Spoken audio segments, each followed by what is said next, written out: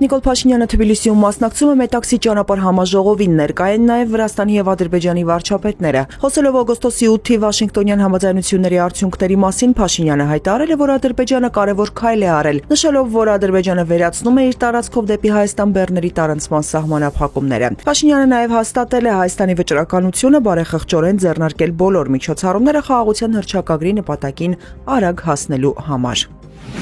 ԿՊԱ-ական պատգամավոր Բաբկեն Թունյանը զարմանում է, թե ինչու է ընդդիմությունը դեմ Ադրբեջանի տարածքով Հայաստան-Ղազախական ցորենի ներկրմանը։ Խորհրդարանի նիստում նա հարցադրում է արել, տեղի ունեցածը Հայաստանի համար դրական զարգացում է, թե ոչ։ Ռուբեն Ռուբինյանն էլ հավելել է, Ադրբեջանի տարածքով ցորենի ներկրումը հենց Հայաստանին է ձեռնտում։ Իլհամ Ալիևը երեկ հայտարարեց, որ Ադրբեջանը վերացրել է իր տարածքով դեպի Հայաստան բեռների տարանցման բոլոր սահմանափակումները։ Փաշինյանի խոսնակ Նազելի Բաղդասարյանն էլ արձագանքեց. Հայաստանը ողջունում է Ադրբեջանի նախագահի հայտարարությունը։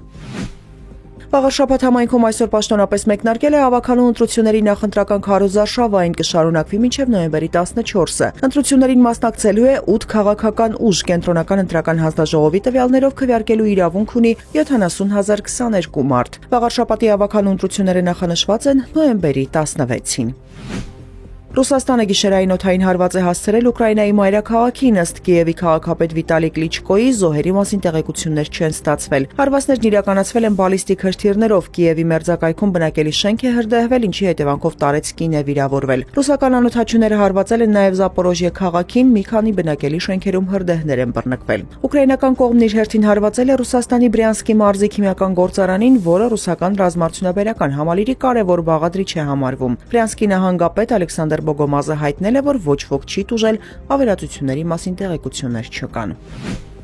ԱՄՆ նախագահ Դոնալդ Թրամփը հայտարարել է, որ այս շաբաթվա վերջին ավելի լավ կհասկանա Ռուսաստանի նախագահ Վլադիմիր Պուտինի հետ հանդիպման հեռանկարները։ Հարցին արդյոք Պուտինի հետ Բուդապեշտում նախատեսվող բանակցությունները ժամանակի վատնում չեն լինի, Թրամփը նշել է, որ նման բան չի ասել։ Նա հավելել է, որ հրադադարի հնարավորություն տեսնում է, միաժամանակ կարծիք հայտնելով, որ հակամարտության երկու կողմերն էլ խաղաղություն են ցանկանում։